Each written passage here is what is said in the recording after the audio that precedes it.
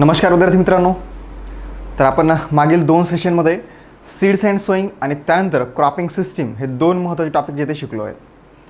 आजच्या सेशनमध्ये आपल्याला ह्या 2 टॉपिकवरती आयोगाने जे काय प्रश्न विचारलेत मागे झालेल्या ॲग्रिकल्चर MPSCच्या मेन्स एक्झाममध्ये त्या क्वेश्चनचं डिस्कशन आपल्याला आजच्या या सेशनमध्ये करायचं आहे. ओके, आपण यापूर्वीचे जे काही टॉपिक शिकलो होतो इंट्रोडक्टरी ॲग्रॉनॉमी, त्यानंतर तुमचं टिलेज, यावरती सुद्धा आपण जे क्वेश्चन्स विचारले गेले होते त्याचं डिस्कशन घेतलं होतं. यामधून काय होतं की आपल्याला आपल्या अभ्यासाचा ॲप्रोच काय ठेवायचा तो लक्षात येतो आहे. परीक्षेमध्ये विचारल्या जाणाऱ्या क्वेश्चनची डेप्थ काय आहे, पॅटर्न कसा राहिला, ह्यासुद्धा गोष्टी आपल्याला लक्षात यायला मदत होते. आणि म्हणूनच आपण ह्या प्रत्येक टॉपिकनंतर किंवा प्रत्येक 1-2 टॉपिकच्या नंतर त्या टॉपिकवरती आयोगाने जे काही प्रश्न विचारलेत त्याचं डिस्कशन हे घेत असतो. चला तर आपण आजच्या या सेशनला सुरुवात करूया.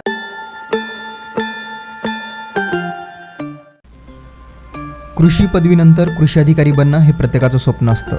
मग पूर्व आणि मुख्य परीक्षेची तयारी करा महाराष्ट्रातील टॉप एक्सपर्ट टीमसोबत, ॲग्रिव्हिजन कोचिंग इन्स्टिट्यूट आणि Vidarbha IAS अकॅडमीसोबत.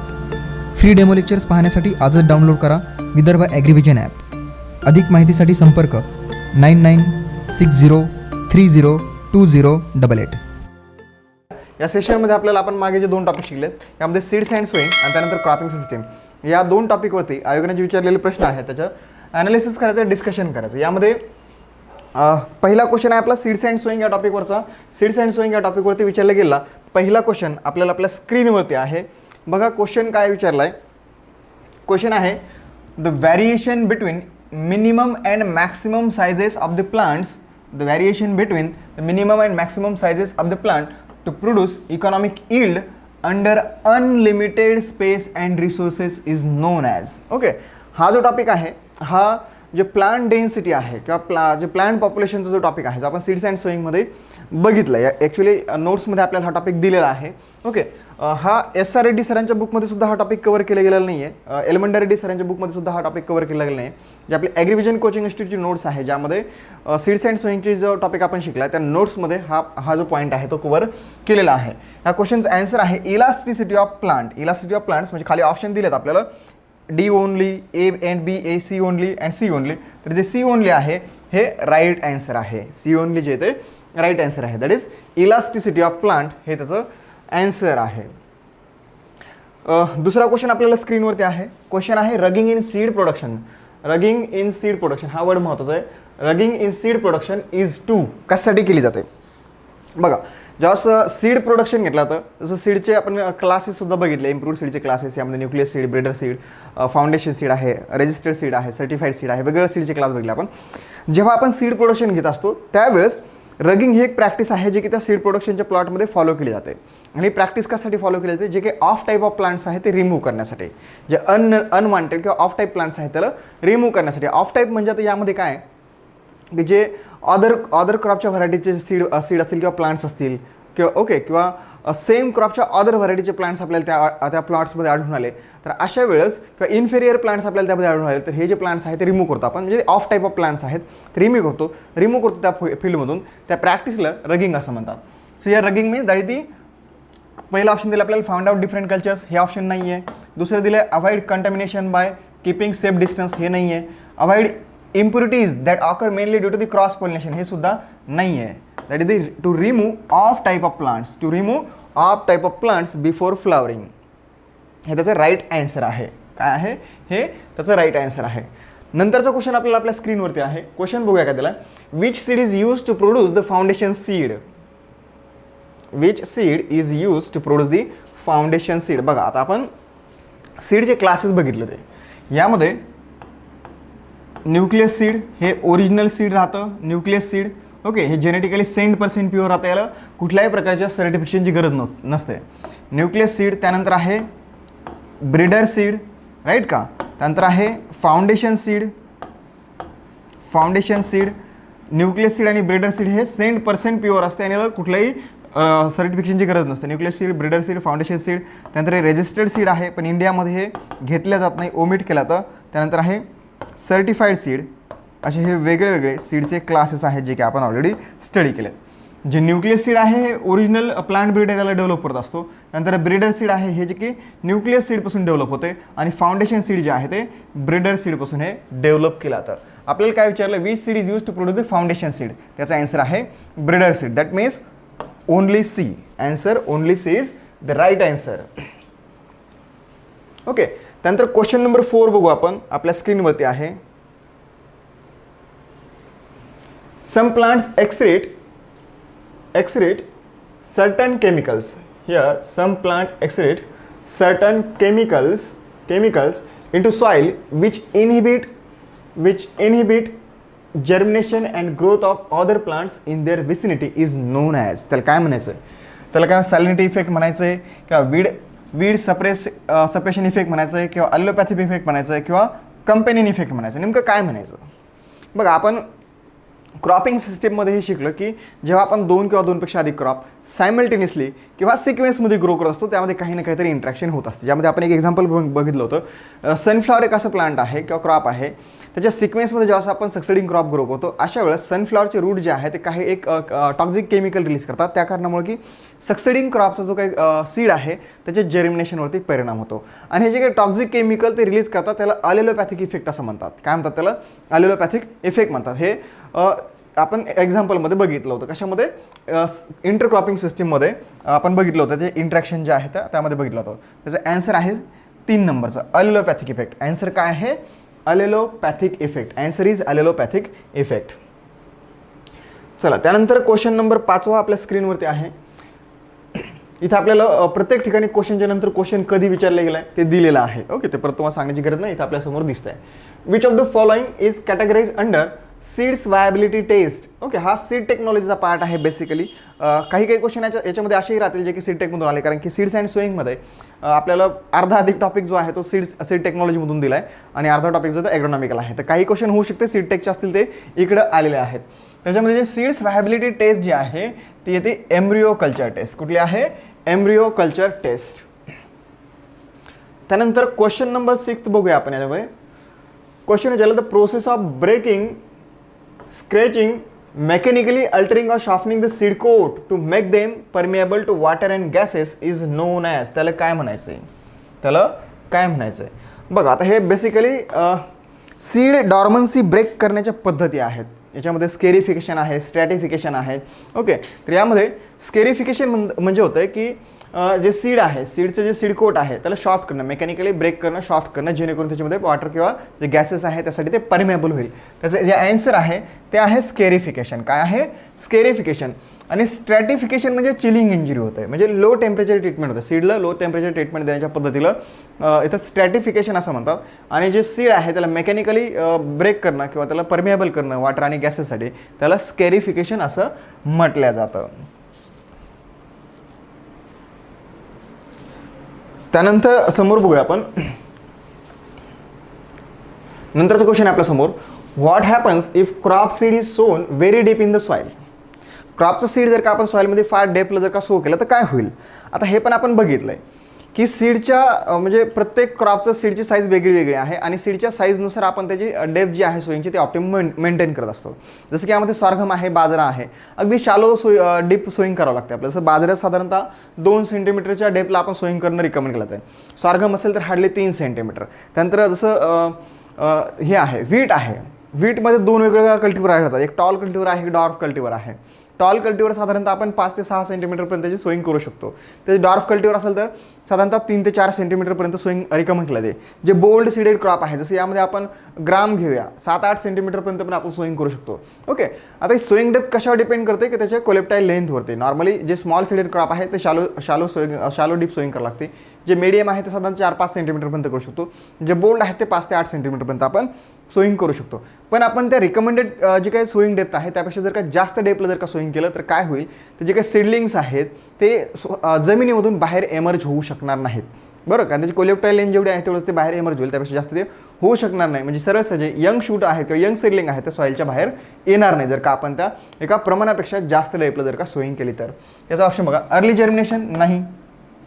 Uniform plant population काही संबंध नाही आहे. The young seedlings may not be able to put their shoots above the thick soil layer and this is the right answer. जे young seedlings आहेत किंवा young seedlings आहेत त्यांचं जे हे आहेत प्ल्युम्युल्स म्हणा किंवा कोलेप्टल आहेत ते सॉईलच्या बाहेर येऊ शकणार नाही जर का आपण त्याला एका प्रमाणापेक्षा जास्त डेपला जर का सोईंग केलं तर त्याचा आन्सर आहे 3 नंबरचं राहील. बघा आता नंतरचा क्वेश्चन आहे आपल्याला स्क्रीनवरती. समोरचा क्वेश्चन आपल्या स्क्रीनवरती आहे. Which seed is known as the mother seed. कोणत्या सीडला मदर सीड म्हणतात? ब्रेडर सीडला म्हणतात का? नाही म्हणत. फाउंडेशन सीडला म्हणतात का? ऑब्वियसली म्हणतात. त्यानंतर रजिस्टर्ड सीड नाही म्हणत. सर्टिफाईड सीडला नाही म्हणत.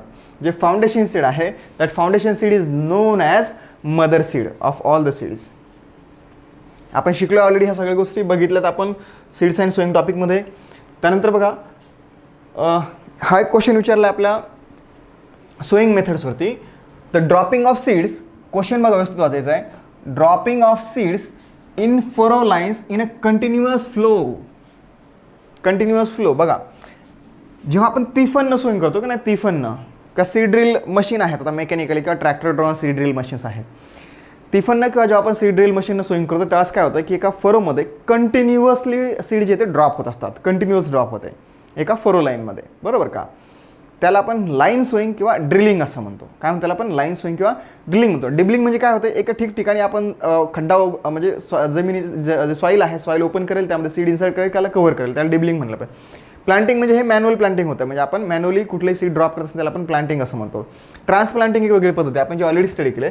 तर यामध्ये ड्रिलिंग जे आहे हे त्याचं राईट आन्सर आहे. ड्रिलिंग हे राईट आन्सर आहे. म्हणजे कंटिन्युअस फ्लोमध्ये जेव्हा असं आपण एका लाईनमध्ये सोईंग करतो त्याला आपण ड्रिलिंग किंवा लाईन सोईंग असं म्हणत असतो. हा एक प्रश्न विचारला गेला 2007च्या परीक्षेमध्ये.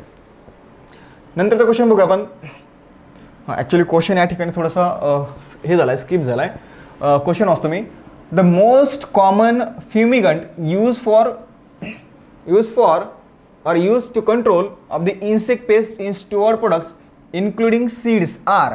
त्याचा आन्सर आहे methyl bromide and phosphamidon. Methyl bromide and phosphamidon त्याचा आन्सर आहे ॲक्च्युली. नंतरचा क्वेश्चन बघू आपण. क्वेश्चन नंबर 11 जो 2007च्या परीक्षेमध्ये विचारला गेलेला आहे. क्वेश्चन बघूया. Seed is use to produce foundation seed. Foundation seed produce करण्यासाठी कुठली सीड वापरतात? आपण ऑलरेडी हे बघितलं. ब्रीडर सीड सुरुवातीलाच बघितलं आपण. Nucleus seed, breeder seed, foundation seed, registered seed आणि certified seed. Breeder seed produce करण्यासाठी कोणती वापरतात? न्यूक्लियस सीड वापरतात. आणि आपल्याला काय विचारलं तर फाउंडेशन सीडसाठी. तर फाउंडेशन सीडसाठी कोणती वापरतात? Breeder seed.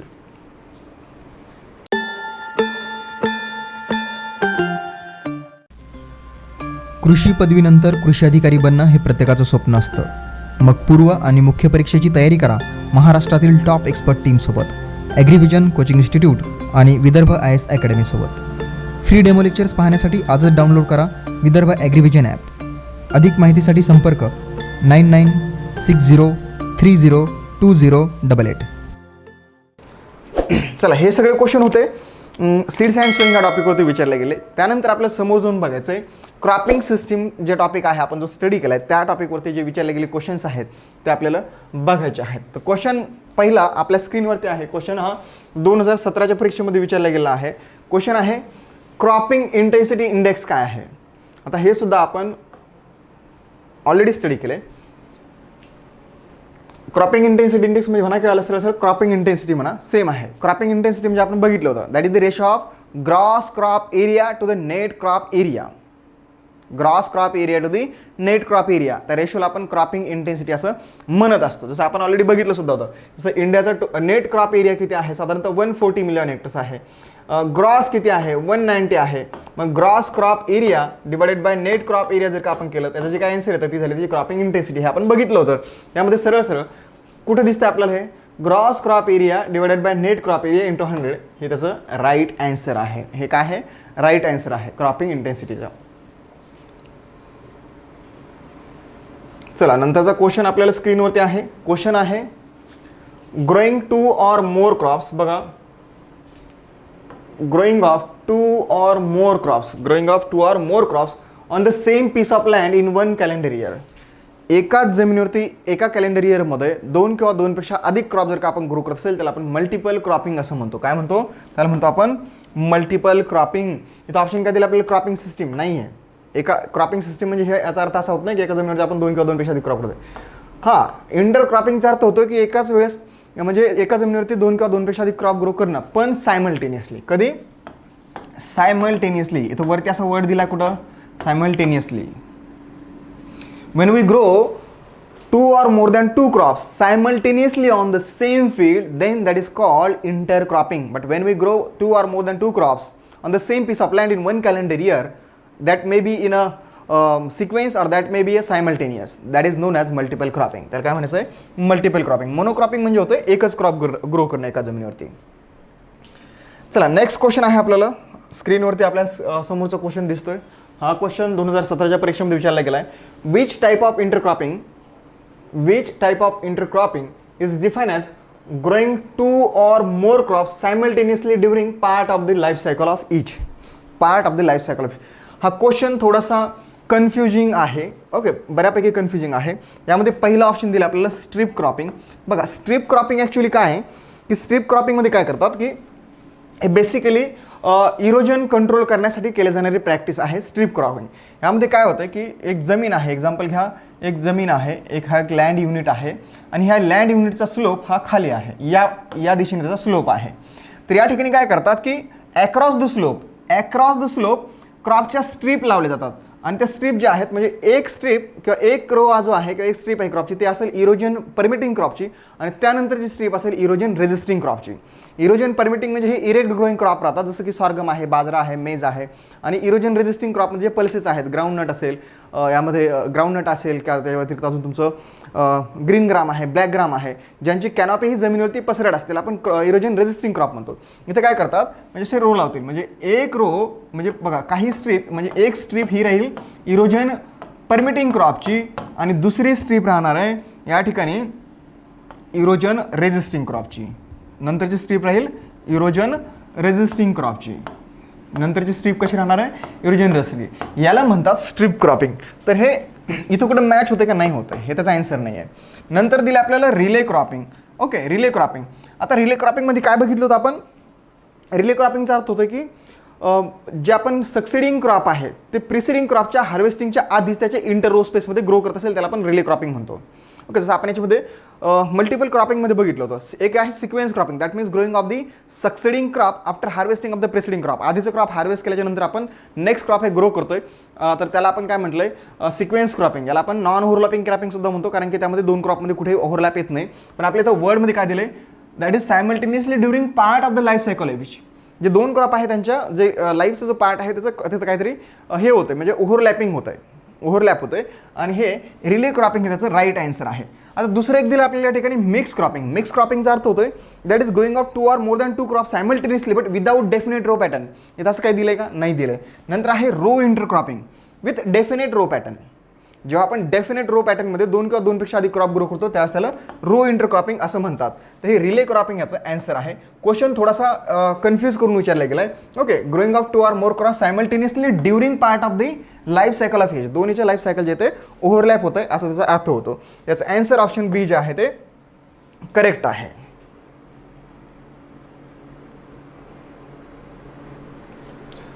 चला त्यानंतरचा क्वेश्चन नंबर 4 आपल्या स्क्रीनवरती समोर आहे. The equation which converts the yield of different crops into equivalent yield of any one crop is known as. याला म्हणतो आपण crop equivalent yield.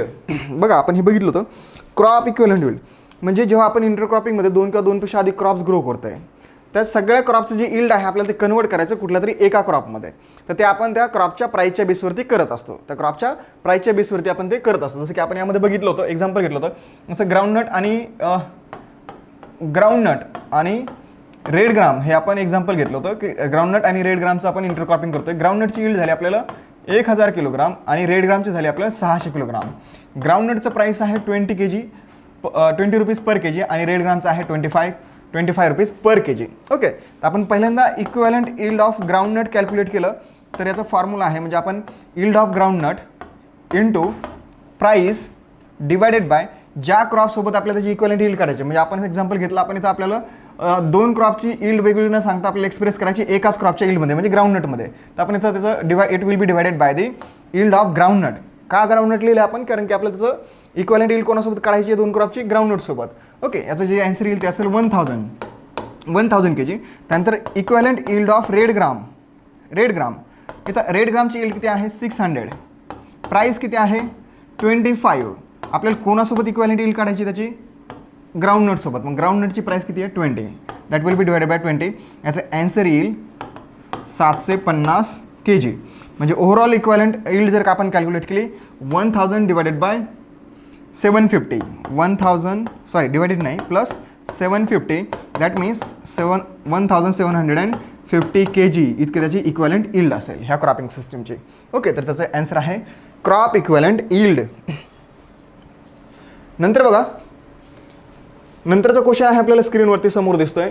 In plantation crops the practice of growing different crops of varying heights. बघा word लक्षात घ्यायचं, in plantation crops practice of growing different crops of varying heights. हा word महत्त्वाचा आहे. वेगवेगळे क्रॉप्स, वेगवेगळ्या हाईटचे वेगवेगळे क्रॉप ज्यावेळेस आपण ग्रो करतो त्यावेळेस त्याला काय म्हणतो, त्याला इंटरक्रॉपिंग म्हणतो का? नाही. इथं हा वर्ड महत्त्वाचा आहे, different crops of varying heights.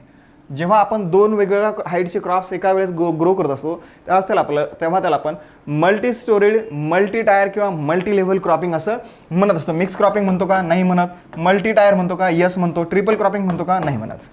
त्याचा आन्सर आहे मल्टी टायर किंवा त्याला आपण मल्टी लेव्हल किंवा अजून त्याला आपण मल्टी स्टोरेड क्रॉपिंग असं म्हणत असतो.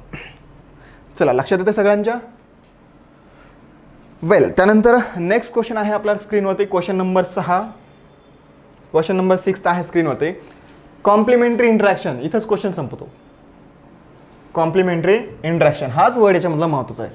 Complementary interaction of various crops which occurs in both space and time that is known as intercropping. नाही. एनिडेशन ऑब्वियसली यस. इंटरॅक्शन नाही. कॉम्प्लिमेंटेशन काहीच संबंध नाही आहे. याचा आन्सर आहे एनिडेशन्स. जेव्हा दोन किंवा दोनपेक्षा अधिक क्रॉप आपण सायमल्टेनियसली ग्रो करतो त्यामध्ये जर का कॉम्प्लिमेंटरी इंटरॅक्शन होत असेल तर त्याला आपण एनिडेशन असं म्हणतो. जर का कॉम्पिटेटिव्ह इंटरॅक्शन होत असेल तर त्याला आपण ॲलिलोपॅथी असं म्हणत असतो. देन क्वेश्चन नंबर 7 आपल्या स्क्रीनवरती समोर आहे. क्वेश्चन आहे the ratio of total crop area in year to the total land area available for cultivation. Total crop area means gross crop area. Total crop area म्हणजेच gross crop area आणि land area available for cultivation means net area. Then the ratio of gross crop area to the net available area is known as cropping intensity index. Cropping किंवा त्याला आपण multiple cropping intensity असं सुद्धा म्हणू शकतो. Okay, आता cropping index इथं दिलंय पण क्रॉपिंग इंटेन्सिटी नाही म्हटलं. हा वर्ड इथे मॅच होत नाही. कल्टिवेटेड लँड युटिलायझेशन हा पण नाही आहे. लँड इक्विव्हॅलेंट इंडेक्स हे आपण ऑलरेडी बघितलं, हे नाही आहे. हे काय मल्टिपल क्रॉपिंग इंटेन्सिटी. हा फक्त तो वर्ड एक्स्ट्रा टाकलाय. हे क्रॉपिंग इंटेन्सिटी आहे. मल्टिपल क्रॉपिंग इंटेन्सिटी हे त्याचं राईट आन्सर आहे. क्वेश्चन नंबर 8 आपल्या स्क्रीनवरती समोर आहे. क्वेश्चन बघा काय विचारलंय तर 2012च्या परीक्षेमध्ये विचारला गेला क्वेश्चन आहे. What should be the right choice of base and intercrop. हे दोन आपण हायलाईट करूया. Base and intercrops on medium deep soils in regions with unimodal rainfall pattern. बघा आता आपण इंटरक्रॉपिंगमध्ये क्लासिफिकेशन बघितलं होतं त्याच्या प्लांट पॉप्युलेशनच्या बेसिसवरती.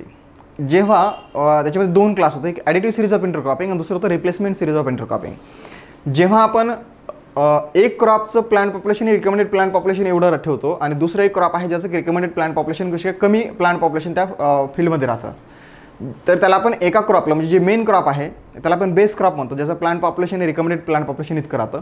आणि जे दुसरं क्रॉप जे की आपण मेन क्रॉपचे क्रॉपिंग जॉमेट्री वगैरे ॲडजस्ट करून त्यामध्ये इंट्रोड्यूस करतो त्याला आपण इंटरक्रॉप असं म्हणतो. ओके, तर बेस क्रॉप आणि इंटरक्रॉपचं जे चॉईस आहे ते कशा बेसवरती असलं पाहिजे. तर या ठिकाणी नॉर्मली जे बेस क्रॉप आहे ते लॉंग ड्युरेशन असायला पाहिजे आणि जे इंटरक्रॉप आहे ते शॉर्ट ड्युरेशन असायला पाहिजे. The base crop should be of longer duration than the companion crops. हे त्याचं राईट आन्सर आहे. आता बघा एक एक्झाम्पल.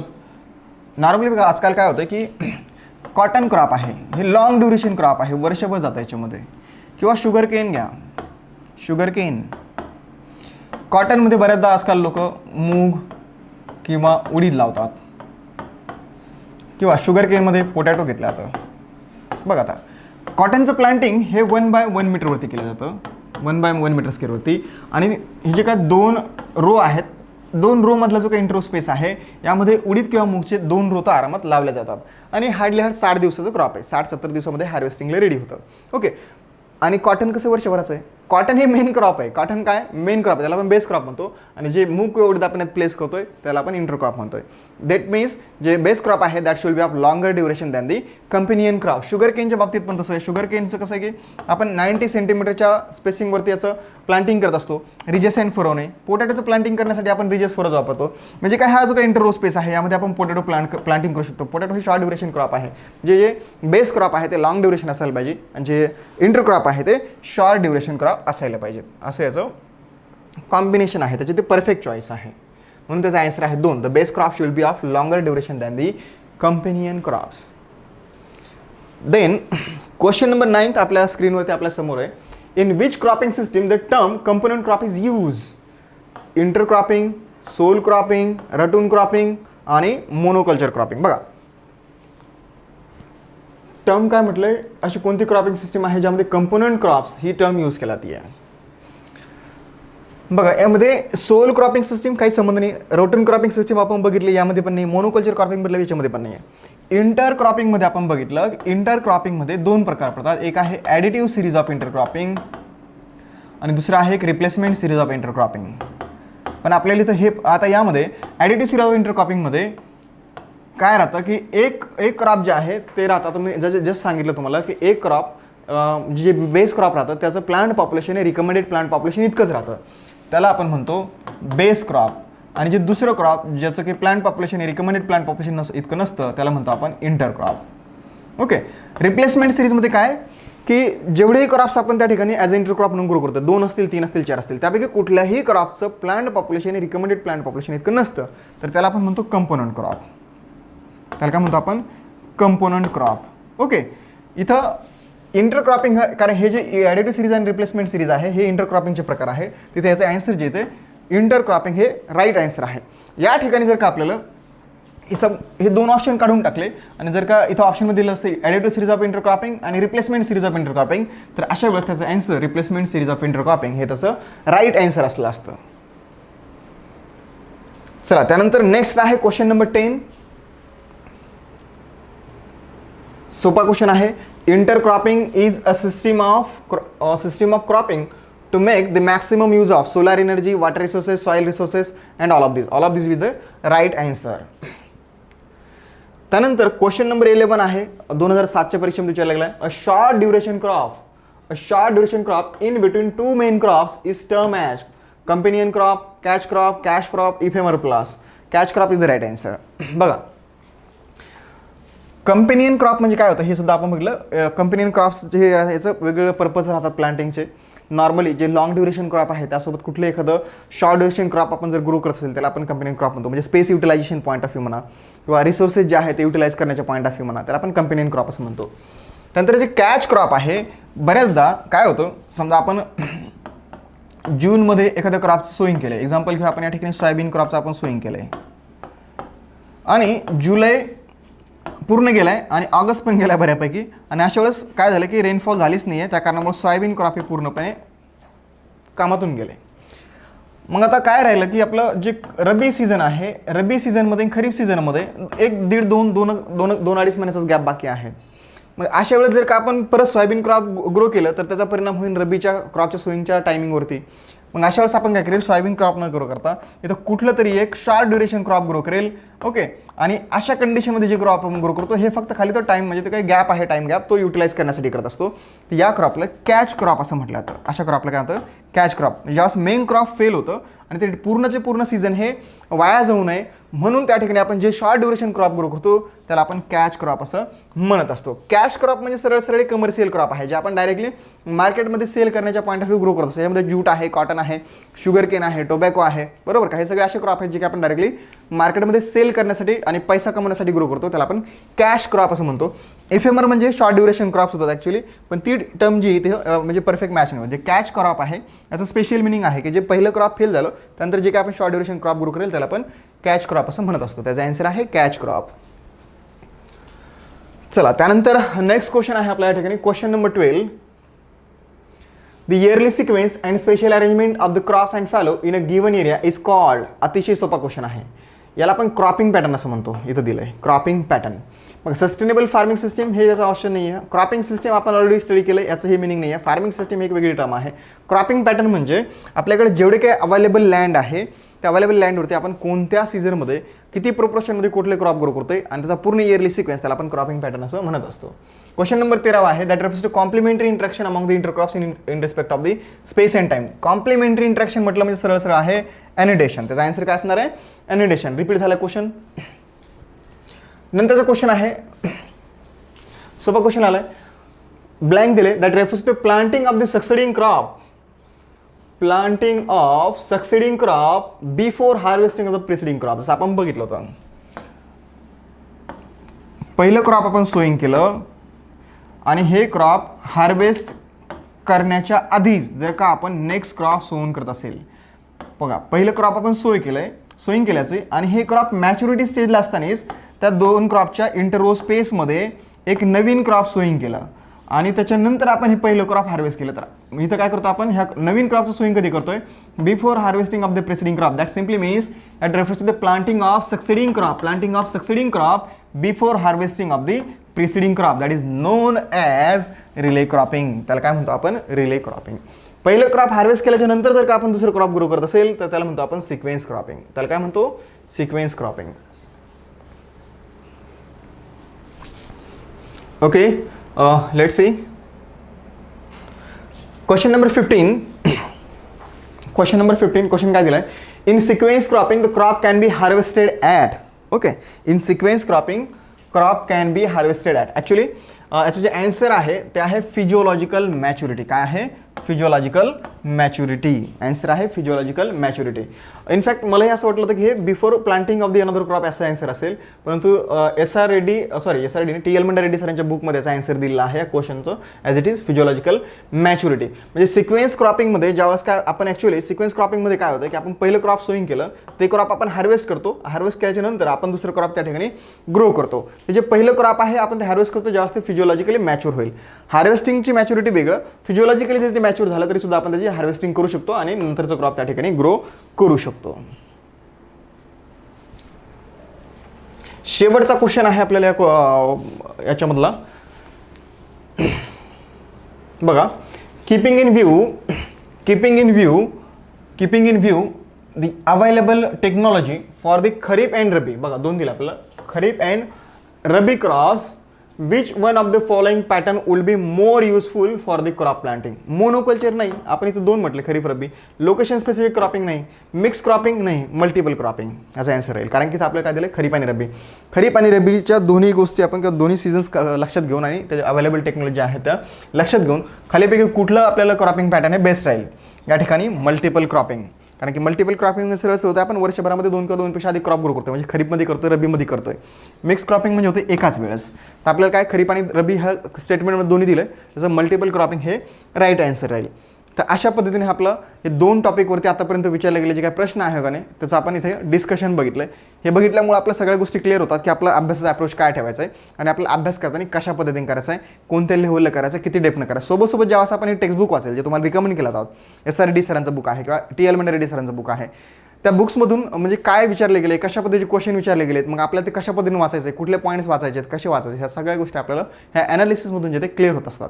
हेच क्वेश्चन म्हणजे सेम क्वेश्चन परत रिपीट होतील एक्झाममध्ये, हेच प्रश्न येतील असं नाही, परंतु क्वेश्चन कसे विचारले गेले ओके हे तरी ॲटलिस्ट क्लिअर होतं. म्हणजे आपल्याला आपला अभ्यासाचा अप्रोच हा क्लिअर ठेवतात. ओके, मला ह्या पद्धतीने अभ्यास करावा लागतो आपल्याला, राईट का? ओके, चला या सेशनमध्ये आपला हा टॉपिक इथे संपवतोय. या सेशनमध्ये आपण थांबूयात.